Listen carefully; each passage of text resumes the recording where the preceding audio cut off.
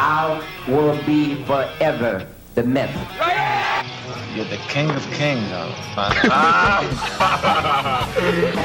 There's always a pecking order. The little packers never mess with the big packers. So I'm a rooster, and he's a chicken, so to speak.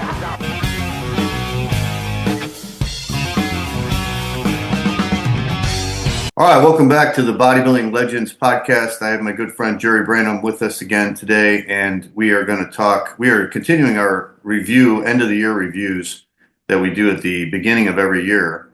And 2024 just ended, so we're going to go back 40 years this year, Jer, on this episode, and we're going to go back to 1984. And I thought on this episode we could start off with the amateur shows that took place in 1984. So at this time in 1984, the MPC just started 2 years earlier in 1982. So before the MPC, of course, there was the AAU. So the AAU was still going, and then bodybuilders were kind of picking which one they wanted to go to. They want to go AAU or they wanted to go MPC. And eventually, over time, the MPC, I think, won out, and everybody started going to the MPC. The AAU kind of died out. Yeah. Also, the NABBA Mr. Universe, which was held in London, England, that kind of died out too, I think. Yeah. But at the time, 1984, 40 years ago, they were still going pretty strong. So I thought we could start off talking about the AAU. So the overall winner that year of the Mr. America was Joe Meeko. Do you remember Joe Meeko? Oh, yeah, Joe Meeko, yeah. He had a really good physique. Yeah, I mean, if I recall, I could be wrong. Did he kill himself? Yeah, I think he did kill himself, yeah. Some psychological problem. Apparently, he suffered from really deep depression. Yeah. I think he was kind of in a bad marriage, too. I never met him. I just saw him in pictures. He had a great physique. Yeah. Yeah, there was a forum going on. I think Shawn Perrine started it. It was called Iron Age. Oh, yeah. Okay. I used to go on that. I think it was around the early 2000s. Yeah. And I met Peter McGuff on there, and there's a lot of old school guys on there. And Joe Meeko used to go on there. And then they had at the Arnold one year, they arranged this Iron Age booth. They had a booth, actually, a small booth. Uh-huh. And they had Bill Grant there, and Annabelle Lopez, and Steve Mihalik was there before he passed away. And Joe Meeko was there, too. So I got to meet him briefly, Shawn Perrine was an interesting guy because, that forum became so popular that Weider brought him out here to work. Yeah. Mm-hmm. He became I'm trying to remember what his position was. He wanted to be the editor of Flex, and I got friendly. He was originally from New York, Mm-hmm. He was a really nice guy. He used to talk all the time, and he was always depressed because he kept getting passed over for these jobs. I said, Shawn, I don't get it. You're a good writer. I don't understand why. You seem like a really nice guy, and he just couldn't explain him. So he stayed there, and guys left and disappeared. He eventually became I don't know whether it was editor of Muscle and Fitness or Flex. He became an editor, and I was very friendly with this guy. I used to talk to him all the time. So one day I called him up to see if I could get a little work, and he never answered my call, which really surprised me. I'm thinking, gee, I was always nice to this guy. I didn't get mad. I was just more disappointed. Yeah. Because I left several messages, and I didn't say why I was calling. I didn't say, well, I need work, or I just say, Shawn, give me a call. And he knew me pretty well, but he never bothered to even return the call. And then the next thing I hear is he dies. Yeah, that was amazing when he died. I was so shocked. Yeah, I mean, he was, I could tell you, he was lean. When I used to see him in the gym, he looked pretty healthy. I was very surprised when he died. And he died of lung cancer. Was it lung cancer? Wow. And he didn't smoke. He didn't drink. Like you said, he was in great shape all the time, In fact, that Andy Kaufman, remember Andy Kaufman? Yeah. He also died of lung cancer, didn't smoke. Occasionally you get this form of lung cancer that is not related to smoking. It's just some sort of genetic mutation that you're kind of born with. It pops up and suddenly kills you. Yeah, that's what happened with him. He died so fast. Literally in a couple months, he was gone. Yeah, this particular form of lung cancer, strangely enough, is very rapidly spreading. That must be it. It's like almost always fatal. Where the ironic part is the kind of lung cancer you get from smoking, that could kill you too, of course, but it's not as fast as the other kind that just pops up. You know, so that's just mostly genetic, Jerry? Yeah, it's a genetic mutation. Yeah. Yeah. Most people, I mean, I'm sure he didn't even know he had it. No, he didn't. I think he was feeling like he thought he was feeling sick. He thought he had pneumonia. Yeah. By the time he went to the doctor, they said it was stage 4 lung cancer, and yeah, he fought it. But I mean, he was literally gone in like 3 or 4 months. Yeah, it spreads like crazy. Yeah, that's the problem. You know, that's really frightening when you think about it. Yeah. Somebody could be harboring these genes that suddenly pop up where you look like you have no risk factors. You don't smoke. Guy was lean. Yeah. Fat. I'm sure he, being in the bodybuilding world, I'm sure he followed a pretty good diet. Yeah. You know, I mean, it's too bad. I mean, you know, he was, from what I understand, he finally got that editor position. He was very happy. Yeah. I mean, he had his wife with him. I think he brought his wife out. I don't remember the full story, but he finally got what he wanted. And then not long after that, he died. Sad. I remember he was really good friends with Arnold. Like Arnold would invite him to his birthday parties and everything. Yeah, that's interesting. Yeah. It's funny, I know Arnold all those years. He never invited me to his birthday. Yeah, right. I used to look at him like, God, he's got the dream job. You know, he's working for Muscle Fitness. He's living in California. He's writing these articles. He was a really good writer, and then he's friends with everybody. You know, he's friends with Arnold. You know. Yeah. No, he was like a happy guy there. Yeah. You know? And boom, it's just, who knows? That's the way. That's fate. What can you do? I know. And he was in his 40s, I think, when he passed away. Yeah, he was young guy. Well, let's talk about the contest. So I'm not sure how many competitors were in the contest total, but they had 4 height classes: short, medium, tall, and tall. And it looked like it was pretty competitive. I was living in Chicago at the time. I'm from Chicago, and I remember for some reason Chicago was more pro AAU than it was NPC. When the NPC came around, the people in Chicago, the competitors, kind of stuck with the AAU for a while. And I remember in 1984, there was a few guys from my gym, because I was training at a hardcore bodybuilding gym, and a few of those guys from that gym competed in that Mr. America contest. So I didn't go to the show, but I was very aware of how it went. So in the short class, Joe Gomes was the winner. I think Joe was an East Coast guy, and this was probably the best he ever did in a competition. He was from Massachusetts. Okay.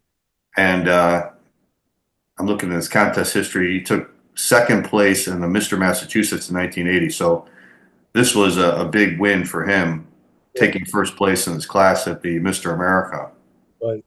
Is Joe Gomes from Springfield, Massachusetts. I might remind our audience, Doug, that the competition is divided into 4 classes: short, medium, tall, and the contestants fall into the relative classes by the actual height. What do you think of his routine? I'm very impressed with his symmetry, especially for a short man. Short men usually seem to be rather stocky and stiff. He looks very symmetrical, very good definition, very good routine. He's 5'6", and he's packed 185 pounds on that 5'6" frame. That's amazing. His age is very deceiving as well. He looks about 27 or so. Actually, he's 37 years old. Look at the dramatic. Plays to the judges. Did very well. This is his winning routine in the short class competition. Joe Gomes from Springfield, Massachusetts. You say that you kept going back to the weights and going back to the weights. What was it about the weights that you really liked? Well, it's like something that you accomplish. Like I don't know, it's like strength. You want more strength or power in yourself. You want to get stronger. And then you see yourself growing. And you get an excitement about it. It's like an art. It's the same thing with myself. It's like carving my body. It's like an art in itself, and I enjoy it. I'm watching myself grow. Can you really do that, though? Can you really decide that you want to muscle bigger and go for that muscle? Yes, it's amazing how you can really turn yourself around. It's amazing what you can do with your body. And a lot of people don't understand. How the heck do you do that? Yeah. Joe, how did you get into this? When I was a little kid, opened up the magazines and looked into it, and I just, from there on, when I was younger, but I never really kept it up much. I was into a lot of sports, and I'm just a go person, and but I always came back to the weights.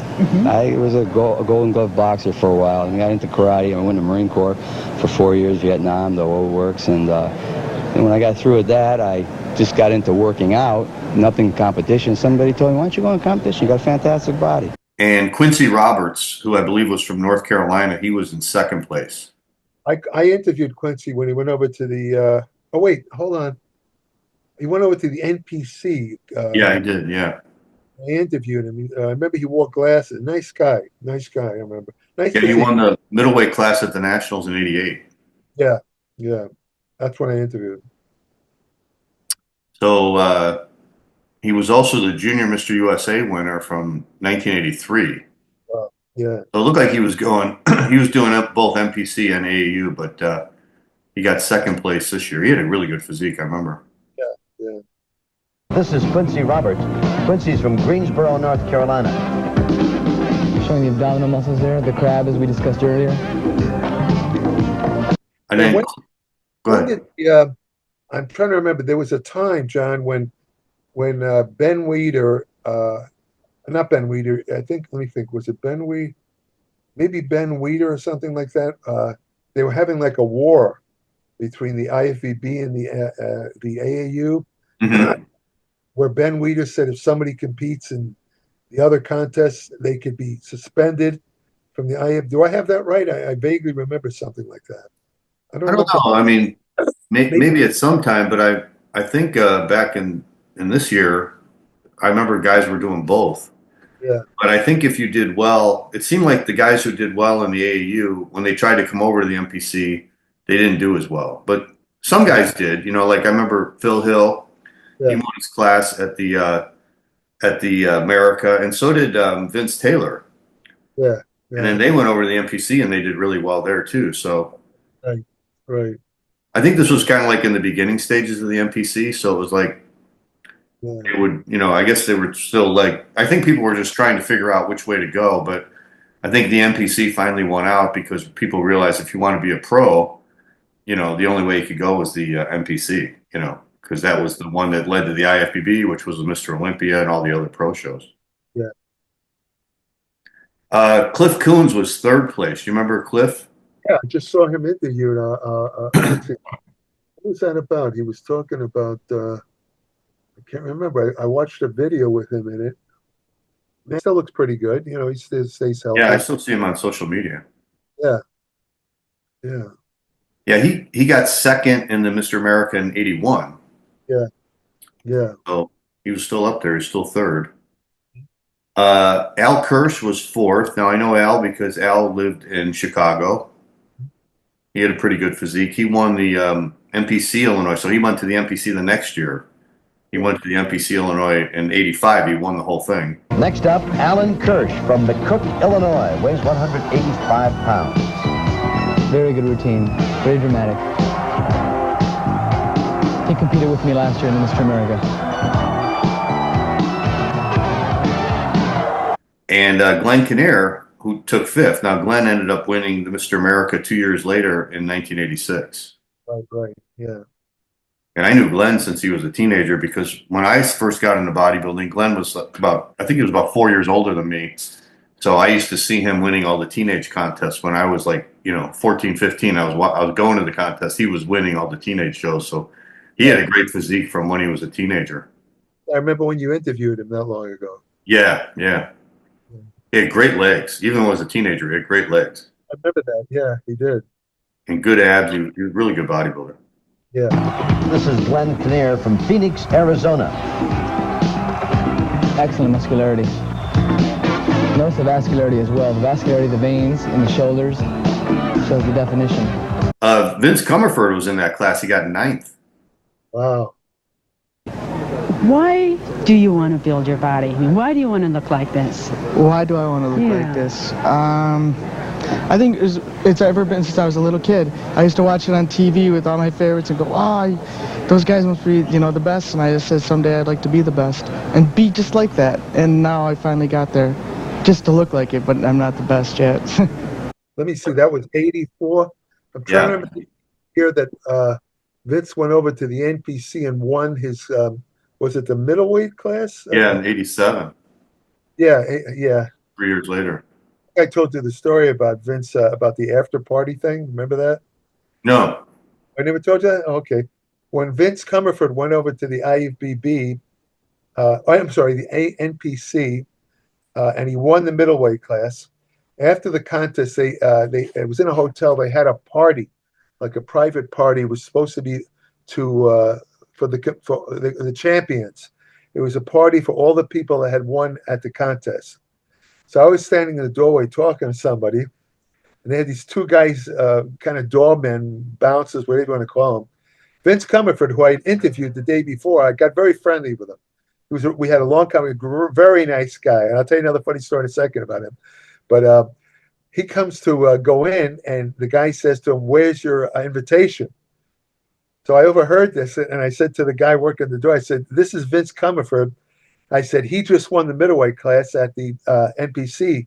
I said, "This party is basically for him and the other guys who won." And the guy says, "I can't let you in without a pass." Vince didn't get mad. He just didn't understand what was going on. So who do I see coming up, walking towards the room, was Jim Mannion, who was the head of the NPC. So I ran up to Jim Mannion. I said, "Hey, Jim, can you believe this? They won't let Vince Comerford into the party, and he just won his class." And suddenly, I'll never forget, Mannion goes crazy on me, starts yelling and screaming. I said, whoa, hey, Jim, I'm just trying to help out Vince Comerford. I'm not trying to get in there." Yeah. And he had this, it turns out at a Pittsburgh show not long after that, he explained, apparently somebody had given him a really hard time just minutes before. Oh. And he was like a building ready to blow up. He was, Jim had back, I don't know if he is today, but back then he had a bad temper. Yeah. And he apologized to me. It was a standing joke for years after that. So, but I mean, Vince, by the way, he did get into the party. But when I interviewed Vince Comerford the day before the contest, it was in his hotel room. I had a whole bunch of friends there and everything. And I said to him, we were talking about his arm training because he had great arms. Great arms, yeah. Great arms. And I said to him, "Vince, how big are your arms?" Because he was a short guy, I said, "Vince, how big are your arms?" And I had the tape recorder there. He says 22 inches. What? Wow. So his girlfriend, they're all looking, and I turned off the tape recorder and I said, "Vince," I said, "this is for publication. I just turned off the tape recorder. If you want me to print in the article that you have 22-inch arms, I will. But I'm going to leave it up to you because you might get some flack on that." Not questioning. I'm not giving any opinion. I'm just saying. Yeah. It says change it to 19. Yeah.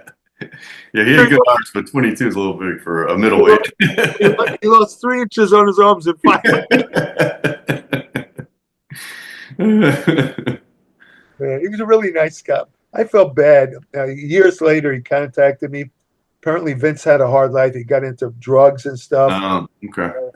But he made a comeback, got off the drugs and, was healthy. And then, recreational drugs, sure? Yeah. He became an addict for a couple years. Like heroin or? Yeah, I think so. I'm not sure the exact drugs, but he got off them. He got rehabbed, and he was, getting his health back. And he was up and all that. And he asked me if I wanted to do an article on him. But I don't know if I was writing for the magazines at that time. I'm not sure. Because he contacted me through Facebook, So, but we had a little correspondence for a while. And then the next thing I hear, he's dead. Yeah, I couldn't believe he died so young. Heart attack, another guy, died of a heart. Yeah. So, I don't know. Maybe he caused damage. It's kind of like some of these guys, when they take the, steroids, it causes subtle damage to the heart that sometimes takes years to show up, where even after their bodybuilding competition days are over, they suddenly will get some massive heart attack or something and die. But the damage was caused years before. Yeah. You think it was the steroids more than the recreational drug? I think it was probably a combination. But I think, if I remember correctly, I think his main drug was cocaine. Oh. Cocaine is very bad for your heart. Mm. People don't realize every time I found this out years ago. Every time you use cocaine, there's a little bit of damage to your heart. When you snort it, whatever you do, it causes a little bit of scar tissue to form in the heart. They're called contraction bands. And after a while, you have all this scar tissue in your heart, so your heart is set to just suddenly stop. Oh, wow. Damn. Yeah, you just drop dead. You'd be walking down the street and drop dead. That's what might have happened to Vince. I can see that, though, because the coke makes your heart go so much faster, right? And it stimulates the heart like unbelievably. Yeah. But it doesn't just stimulate it. It causes scar tissue to form. That makes sense. Imagine every time you use a little bit of scar tissue forms. Mm. When I had tried coke a little myself, not regularly, just occasionally. I'm talking way back in the 70s. Yeah. A girl brought it to me. And I tried it, and I did it on weekends. I never did it during the week because I found that when I did the coke, the next day I felt so depressed. You get this, it stimulates you so much that you get this this kind of withdrawal the day after where you just feel terrible. Yeah. Depressed and lazy. You don't want to train. So I stopped using it. Thank God I never got addicted to them. But I always tell people, if I would have known what coke does to the heart and the brain, when I not only did on weekend, I never would have touched this stuff. But nobody knew about that. Nobody knew, So yeah, I never tried it myself. Oh, it did something to me where it stimulated. It was like super stimulant. My experience was I couldn't keep my mouth shut.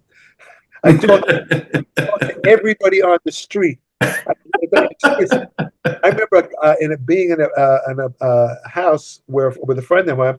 This guy comes in, and we were both stoned on coke. We were just loaded out of our mind. This guy was a dog trainer. Now I love dogs. I love dogs more than anything. But he starts talking about training dogs. Now normally that would put me to sleep in about 30 seconds. But I was so hopped up on the coke, I was like leaning. So when you train the dog, I was really you were so into it. Yeah, like we were talking about for 3 hours about dog training, something I never would have normally done. I'll never forget that. Oh, that's funny.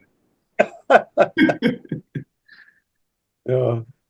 All right, let's go to the medium class, the medium height class. So this is the one Joe Meeko was in. So Joe Meeko won. Yeah. And I don't really remember seeing Joe Meeko before this show, but man, he was so shredded. Yeah.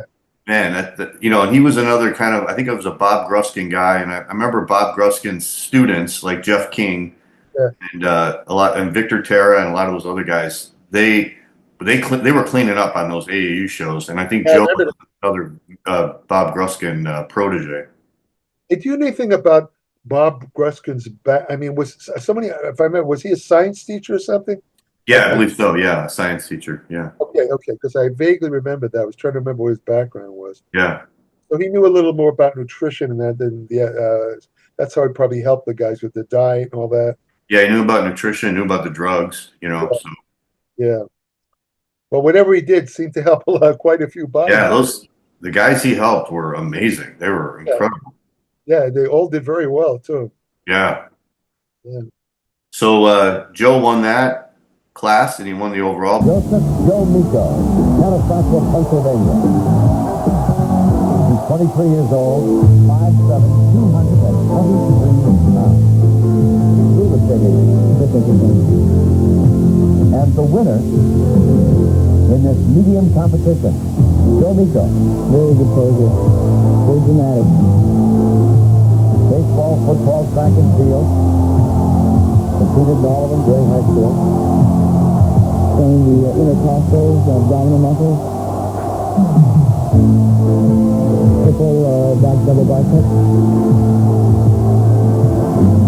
There's total dedication the year round to bodybuilding.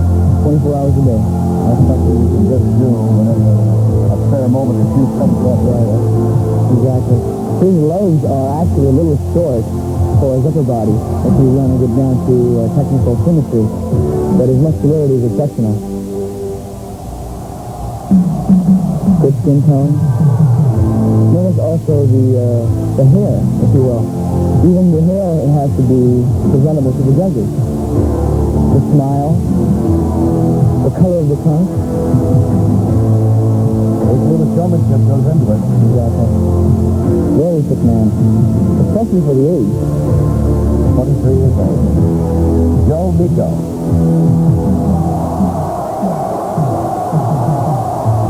Mr. America competition. Well, the guy who was second to him was Abe Cuesta, who is actually from Tampa, Florida, where I live now. I remember him too. Yeah, I remember him. Yeah. Yeah, he had a good physique, real good abs, real muscular. Cuesta. He's from Tampa, Florida. 205 pounds, 5'8". Abe Quest is very popular in Florida. I competed with him in Tampa last year, and he was really the hometown favorite. Has a 5-year-old son.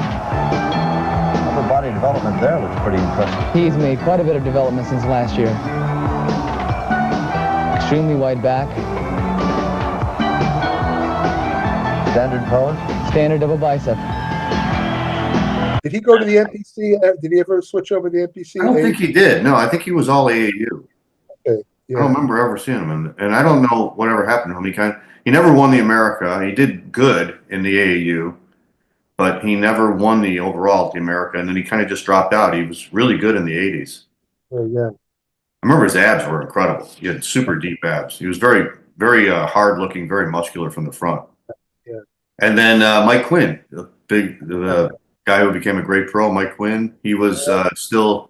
Now, he was another guy that was going back and forth. I think back in '92 when they did the first nationals, he was in 6th place at 19 years old. That was the year he won Teenage American in '81. So he was 20 years old in '82, and he took 6th place in the heavyweight class. That was the year Lee Haney won. So he did really good. Mike was super big as a teenager.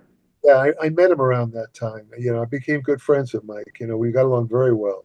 Yeah. Yeah. So for some reason in '84, he went back to the AAU. Look at the thickness on that man. This is Mike Quinn.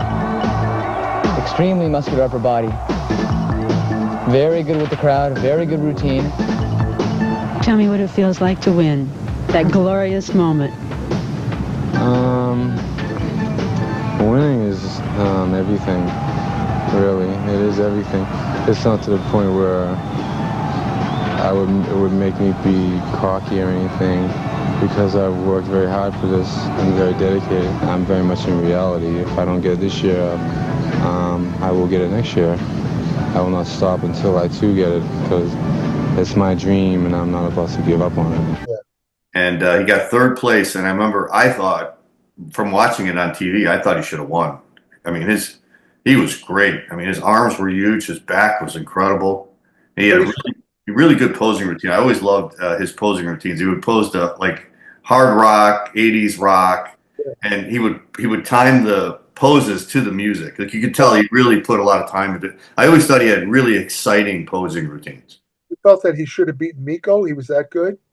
Yeah, I thought he could have. Yeah, I thought he definitely should have beat Abe Cuesta. Yeah. He was in great shape in that show. Yeah. Mike had a great personality. He used to get the audience, and when he posed, he'd go like this. Yeah. Funny guy. And he was great interview too, right? In the magazines. I love Mike because when I interviewed him several times, and the thing I liked about Mike, the two bodybuilders that always stand out, all the God knows how many hundreds, I countless bodybuilders, men and women that I interview, but the two that always stand out are Mike Quinn and Shawn Ray. Mike Quinn stands out because he didn't hold anything back. Nothing. He was so honest. No control. I mean, he would call a person, his fellow competitors, he'd call them names. Right. And this guy's a scumbag. Right. He didn't held. And I commented. I said, Mike, I love to interview you because you just let it out. All these other guys hold back and they don't. Right. You just say it all. And he was very honest. Told the truth. But strangely enough, Mike was kind of a tough guy, but if you get to know him, he was very emotional too. Yeah. In one interview, he talked about his sister. He is very close with his sister, very close sibling relationship. She passed away, and as he was, telling me the story, he actually had tears in his eyes, which really surprised me because normally he had this kind of tough guy demeanor. Yeah. He's flipped it to that, and I felt really bad. He was really, really, he says, I think of her all the time, and I miss, like, you know what I mean. We had a very close relationship. He was I really liked Mike. He was a great guy. As far as the reason I say Shawn was a great interview, I tell this to Shawn all the time. Shawn, I interviewed him when he won the NPC Nationals. I can't, was it New Jersey? I can't remember. Yeah, New Jersey. I interviewed in this hotel room, and what's his name? Oh God, what's the name of that guy? Oh God, the guy. He didn't compete. Black guy with tremendous. Nimrod King. Oh no, I'm sorry. Victor Richards. Victor Richards was walking around the room. Yeah. In the background. I don't know whether they were sharing the room or what, but I started to interview Shawn, ask him questions, and he just kept talking. And I put the recorder on the table, and I sat back, and he just spoke for like 2 hours. I said, Shawn's the only bodybuilder I've ever interviewed who can interview himself. Right. He was asking himself and answering the question. He laughs when I tell, but he remembers it. It's true. Yeah. Peter McGuff said that too. He goes, you could just ask him one question, put the tape recorder down, leave the room, come back 2 hours, and the interview will be over. Absolutely true. Absolutely. Yeah. Richard Roy was fourth in that class. He was another guy from the East Coast. I think he was also from Massachusetts. Okay. Had a good, big physique, wide shoulders, big rib cage. Yeah. He always did well in AAU shows. I think he went over the MPC too, but he never won. And then the guy who was fifth was actually my training partner a couple years later, John Gust. So John was from the Chicago area, and he did really well as a teenager. He won the Teenage Mr. Illinois. And then when he went over to the open division, he got really big. I remember like he was 250 at 5'8" in the off season back in the early 80s. He was a big guy.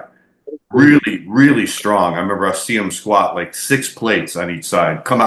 He would come outside the squat rack. And I mean all the way down, Jerry. Like his ass would touch his ankles. It was incredible. How was his leg development from those squats?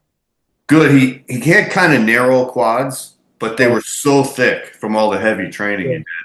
Yeah. He had kind of a flat chest, but he had a great back, really big rib cage. His arms weren't great. I mean, kind of like some good parts, some bad parts, but really hard trainer. And this was the only Mr. America he ever did. He made top 5, so he was expecting to win it. So I think he was kind of disappointed, and I don't think he ever went back into it. Yeah. But that was the medium class. And then the medium tall, Rick Poston was the winner. Remember Rick? He was from Florida. Florida. Yeah, I remember him. Didn't he have a gym down there too? Right in Tampa. I was just going to say, your area in Tampa, Yeah. I remember him. I remember him on a couple of covers of bodybuilding magazines. Yeah, he had really good abs, remember? Yeah. I think he's still around. So I think I saw him. He is, yeah. I've been trying to interview him for the last year and a half, and he's like, all right, when I'm in town next, he wants me to do it in person, like at the old gym that he owned. It's still it's a powerhouse gym. Okay. I'm like, man, I don't want to do it in the middle of the gym. I got to bring all the equipment and everything. Yeah, he said, can't we just do it on Zoom? It'll be a lot easier. Too much noise too. Yeah, right. So that didn't look like too tough of a class. A guy named Craig Heber was second.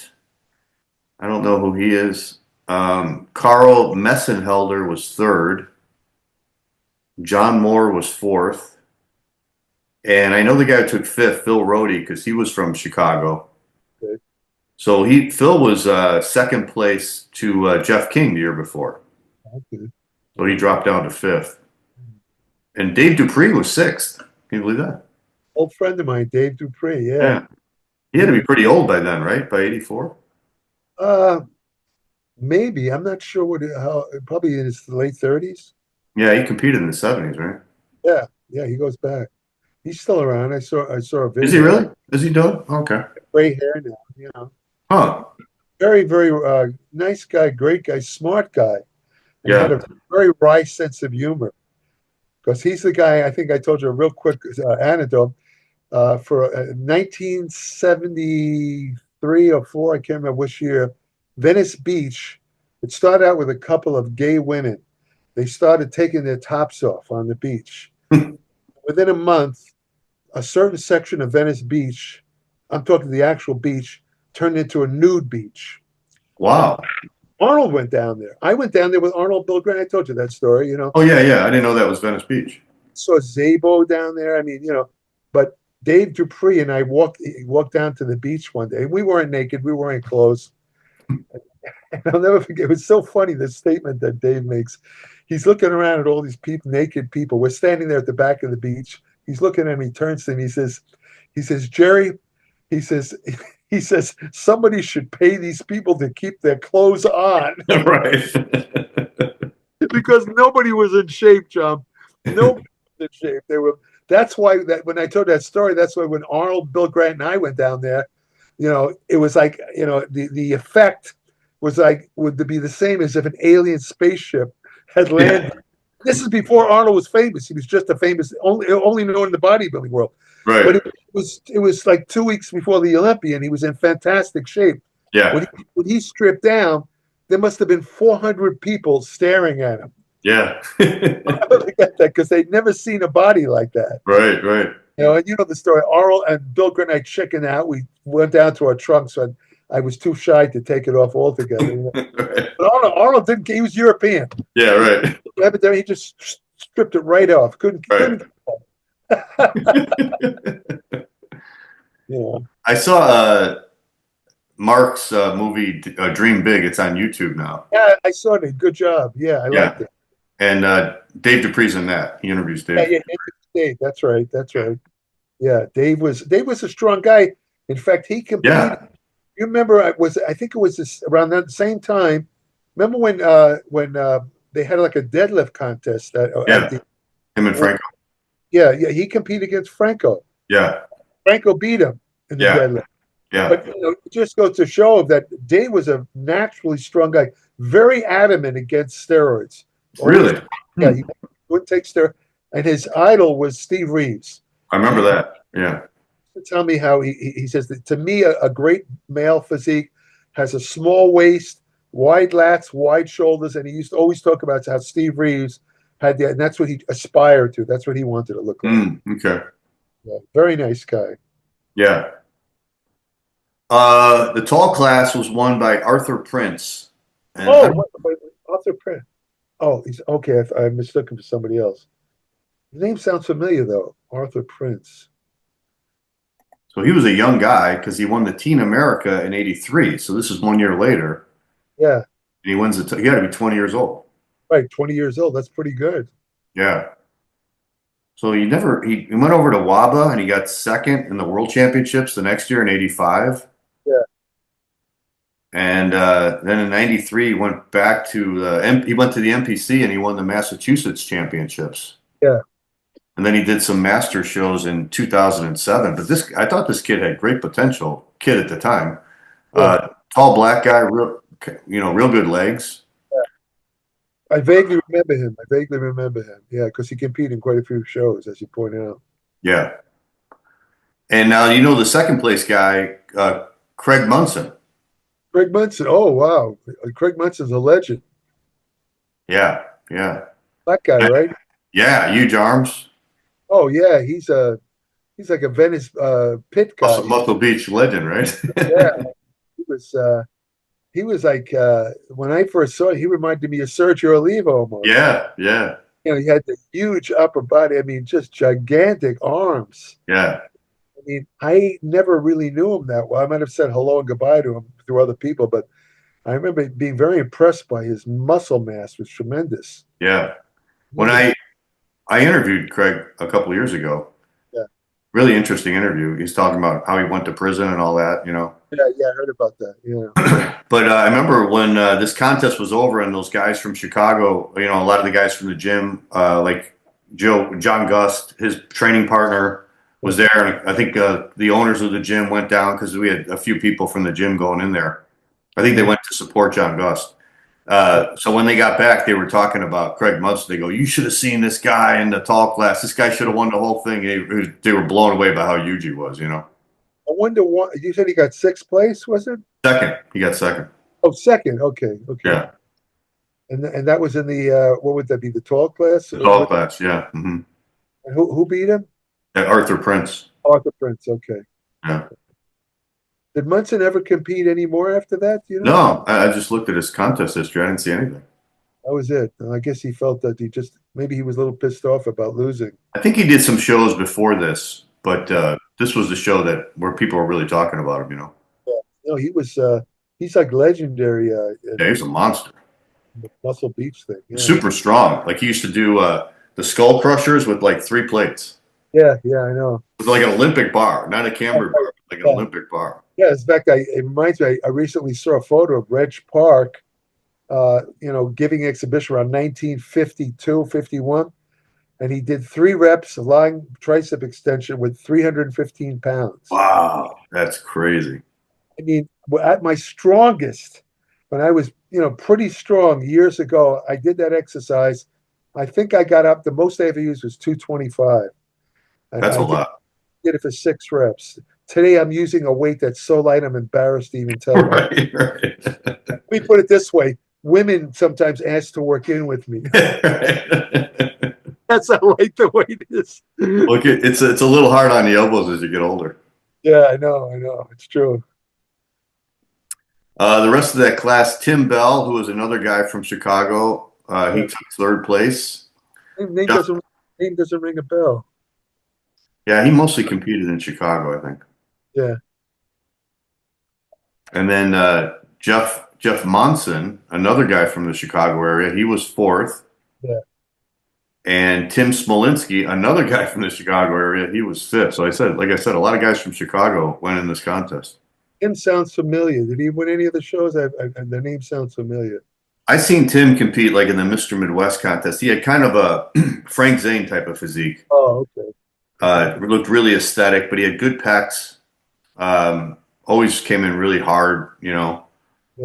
But again, I don't think any of these, Tim Bell, Jeff Monson, or Tim Smolinski ever did anything really on the national level. But I remember all those guys from competing in the Chicago area because I used to go to all the local shows, Right.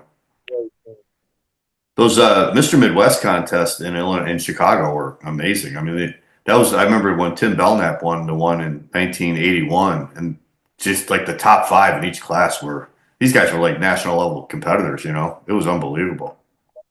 Yeah. All right, let's go over to the NABBA universe. So this was held, I think, probably like only a couple of weeks after the America was held, or around that time. Maybe I'm wrong on that. I'm not really sure what the date was, but it was held around that time. So they had a short, medium, and tall class, and another really good lineup. The short class was won by Tim Belknap, who I just mentioned. Right. So Tim won the 1981 Mr. America, and he was a freak at the time because he was 5'4". I think he went down to light heavyweight that year at the America, but I seen him compete at like 214 pounds at 5'4". Nobody looked like that in 1980. Saw him compete though, right? Yeah, I saw him compete a couple of times. I saw him win Mr. Illinois and Mr. Midwest. The mass he had for he was just it's unbelievable. Massive chunk of muscle. It's just fucking massive. He was a freak. Yeah. I knew him at the time, and I interviewed him too. And he had this pretty girlfriend, I remember, and he was just very abusive to her. I mean, just calling her. Yeah, I remember you told me that. and like nobody liked Tim. Yeah. I mean, he was so caustic. I mean, he would just, nobody liked the guy. Yeah. I felt bad for him. So I befriended him. I became his only friend, literally. Nobody would even talk to them. They hated him. He had a really bad attitude. Yeah. He was like that in Illinois, too. And to tell you, I don't know whether it was I don't think it was inherent. Maybe it was the drugs he was on. I don't know. I mean, you know about him being a type 1 diabetic. Yeah. I never could figure out what it is, but his girlfriend, she was a very nice girl. I felt so sorry. He'd say, "Yeah, you're a fucking idiot." He just, I don't know why. She's still stuck with him, Yeah. I can't explain that. It's like these beaten women that stay with their husband. Yeah. I'm gonna figure that out. I mean, if it was me, if I were a woman in tree, I'd say, "Get out of here! I'm out of here." I would. Right. Right. So. Yeah. So I guess Tim tried to compete in the IFBB. Well, he He took second in Mr. Universe that year, if you remember, in 1981 to Jacques Nouveau. Remember it was held in Egypt, in Cairo, Egypt, remember? Yeah, Jacques had a classic European physique. A Right. lean physique, but really great abs. Yeah. You know how the Europeans were very big on abdominal development. Yeah. All the great European body, they were not really, most of them weren't big guys. They were very aesthetic looking, always had deep abs. In fact, I just saw, you might have seen on Facebook, somebody had put a picture of Pierre Van der Steen. Apparently, 88 years old. I'm glad to see. I saw that. Yeah. Yeah. And they showed a little picture of him from the cover of Muscle and Fitness. I saw him in person when he came out to Gold's Gym, the original Gold's Gym. Yeah, we talked about that in the last video. I mean, this guy was so cut. I mean, but his abs were so deep. Yeah. I mean, that guy, the Liver King, you know the Liver King guy? Yeah. Yeah. Had surgery done on his abs where they stood out all the time, even Right. where they, But Van der Steen didn't have that. But his abs still stood. I mean, they were so thick. Yeah. That he looked like he was flexing all the time. Even when he stood there. Yeah. I haven't seen any bodybuilders like that. No. Mm-mm. So, yeah. Well, anyways, Belknap tried to make it in the IFBB. He never. I think he did compete as a pro in a couple of shows. He placed really low. Yeah. So then he went back over to the NABBA. Yeah. And I think this was probably the first year he went back to the NABBA, and he did really well. He won the short class. He beat Larry Bernstein. Yeah, you had Larry Bernstein. Yeah. Larry was a Chicago guy too. Kind of a physique like Tim, but he just wasn't as big as Tim. Yeah, I remember he had a nice He was physique. thick, short, and thick. Yeah. And Terry Phillips was third. Terry was a British guy. NABBA guy. Yeah, he competed a lot in the NABBA. And Joe Gomes, who won the class at the America, he was in fourth. Okay. So he did pretty good for the, coming over from the America.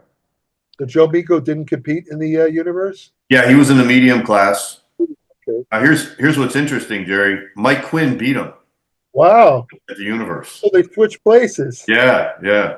Interesting. See, different judges. See that? Yeah, yeah. Different judges, yeah. I always heard that the judges in Europe liked guys with big upper bodies. That's true. Yeah. Yeah. Now, Mike had that that double arm back shot he had was fantastic. Yeah, his arms in particular were huge. Yeah, he had huge delts, huge arms, and he had detail all over his back. Great. Yeah.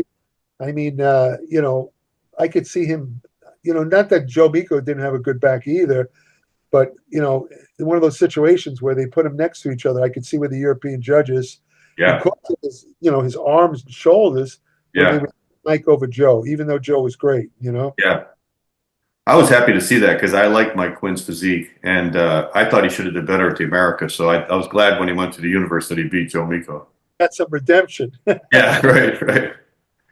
And Richard Roy, who placed kind of low at the America, he was in third. Wasn't he from Louisiana? No, he was from Massachusetts. Oh, Massachusetts. Okay. I'm thinking of somebody else. And Abe Cuesta, who took second to Joe Meeko at the America, was fifth. Wow. See, different different judges, yeah. Because I don't think this show was too far after the America, so I don't think their physiques changed that much. Probably look just about the same, but just different objective viewpoints from the judges, Right. Now the tall class was Brian Buchanan was the winner. Oh, my old friend Brian Buchanan, Yeah. Smallest waist I've ever seen. I know you've heard me say this several times. Got to say it again. About 5'10", the smallest waist I've ever seen on any bodybuilder. And I've seen Sergio Oliva. I've seen all these guys with the tiny waists. But, this guy, you had to see, his waist was tiny. Yeah. I mean, he said he had a 26-inch waist. I believe it. Yeah.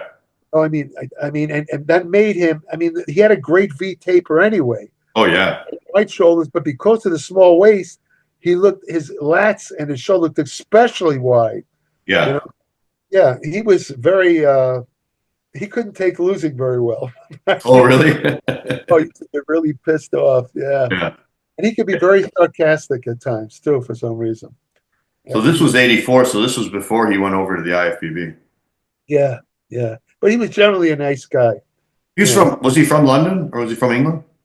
He lived in England. Yeah, he lived. Yeah. Last couple of years, I don't know if he's still there. He was in Australia. Oh, really? Okay. Somebody put a picture of him online a couple of years ago. I don't know what happened, because Brian Buchanan was a guy. If you said to me, name one bodybuilder who, even if he quit training, will never get fat, I would say right off the top, Brian Buchanan, because of that tiny waist. Yeah. I was shocked to see the picture. In the photo, Brian Buchanan looked like he was at a barbecue. He was wearing like a tank top, and he looked like he was about 400 pounds. What? Seriously? Yeah, you look it up. He was massively obese. Wow. I had to look carefully at the face. I said, that can't be Brian. I can't be. But it was, he just, I don't know what he did. He gained, I don't know whether he got sick. I don't know what the deal was. He became very obese. Wow. And I would have predicted that for Brian Buchanan. Me neither. Ever. He's not that old either. He's like early 60s. Yeah, he's not that old, Yeah, I remember his waist was so small. I remember whenever he would pose, and he did this in the IFBB too, because I think especially people who weren't aware of what he looked like, he would come on stage and he would kind of bend over, and then he would stand up and do a front double bicep, and people would just freak out because when they saw how tiny his waist was, Yeah, you had like a double take. I said, what the hell? Yeah. And I remember when he went over to the IFBB in 1988, and he did the Arnold Classic, or not, it wasn't the Arnold Classic, it was the Pro World Championships, and Mike Christian beat him. Yeah. But it was the same thing. Like, people were shocked. They were so shocked at how small his waist was. I remember telling him once at Gold's Gym when he's working out, I said, Brian, I said, look around. I said, your waist is smaller than all the women in the gym. Right. Even the lean women. Yeah. And it's furthermore, I said to him, if I had a waist like yours, I would be walking around with my shirt off. Right. He laughed. He laughed. So Ronald Matz was second. Do you remember Ronald Matz? I think he was from Germany. Yeah, I think I interviewed him. MATZ. MATZ, I did interview him. Yeah. I can tell you where. I interviewed him when I went to Sweden, got the Gothenburg, 87. Yeah. Okay. That's where I interviewed him. Nice guy. He told me a couple of interesting stories. Unfortunately, I don't remember, but he was a very nice guy, really nice guy. Okay. Yeah. So the overall winner was Brian Buchanan. So Brian beat Mike Quinn and Tim Belknap for the overall. Yeah. So they also obviously had the Pro NABBA Universe, and that was won by Eduardo Kawak. Another old friend, Eduardo. Yeah. Just a great guy. I was just talking about him the other day. He was such a nice guy. He was almost like a kid. He was a sweet guy. Never said a bad thing about anybody. He took me to his gym in Nice, France. I trained with him over there. We went went afterwards and had a pizza together. The next night, but he was just one of the nicest guys you can imagine. Just a real sweet guy. Super, and what a physique. Jeez. Yeah. Talk about it. He had everything, this guy. Eduardo had what I call it. How I always talk about your head to toe body. Yeah. All the muscles fully developed. Great, good calves, good thigh development, good arm development, excellent delt, nothing missing. Great abs. Got complete physique. Yeah. I was so sorry. He died of a heart attack in his late 50s. Dropped dead. I think it was in Spain. I actually cried when I heard that because he's such a great guy. Yeah, 2006 he died. Yeah, I felt so bad when I heard that. What a nice legend. He was a legend in the NABBA universe because he won four NABBA universe, pro NABBA universe titles. Right, four NABBA. I mean, how many guys have done that? Bill Pearl. Yeah, Arnold. Reg, I don't know whether Reg won 3 or 4. Reg Park and Arnold. Reg won 3, I think. Yeah. I don't think Arnold didn't even win 4 NABBA universes, did he? 67, 68, 69, 70. Yeah, 4. Okay. Yeah, 1 amateur and 3 pros. Right. See, there's only a handful of guys that ever accomplished that. Yeah. This was his 3rd out of the 4. Yeah. Filippo Massaroni was in 2nd. Do you remember him? No, not at all. No. Yeah, he competed over in NABBA too. Obviously, probably from Italy. Yeah. And Lance Strayer was only 3rd. Lance with a great arm, with huge arms. I remember in the reports they said Lance kind of got ripped off. They said he should have did better. Possibly, yeah. I don't know. Lance he had a kind of a blocky physique, if you remember. Yeah, he did. Yeah. Real thick, very big arms. He was from Chicago. Yeah, he was from Chicago. But the thing about Lance is he had to be in really like ripped shape to do very well. Yeah. And that's the deal. If a guy doesn't have the aesthetics, meaning like, very small waist with a great taper and all that, small joints, the only way they could really do well in bodybuilding, whether it's at the pro amateur level, is they got to get really in top shape. They got to be ripped. Yeah. You've got to retain as much muscle size as possible, but you have to be ripped. If you get that ripped, you could possibly beat out a guy with better genetics who's not quite in that same level of conditioning. Yeah. So Lance was in that category. When he was ripped, he was hard to beat because he had the muscle size and he looked good. Yeah. But unfortunately, if he got smooth, he had no leg definition, and that hurt him. One of those guys. Yeah. Yeah, my friend Dennis said he kind of had like a dwarf physique. Like his legs and arms were kind of short. It's true. Yeah. And when he stood there, he didn't have the greatest symmetry, and he kind of had a flat chest too, kind of a wider waist. So standing relaxed, he didn't look that good. But when he posed, he looked unbelievable. That's very true. Very true. Yeah. But he ended up winning this class, the Pro NABBA Universe in '86, so like 2 years later. Yeah. And Rufus Howard was in fourth. Rufus won the AAU America, I forget what year. '82, the first time the split. I think I told you, he used to come to Golds. I used to see him all the time. Kept to himself, never spoke to anybody. Nice guy, but just wasn't really outgoing. A very nice guy. Yeah.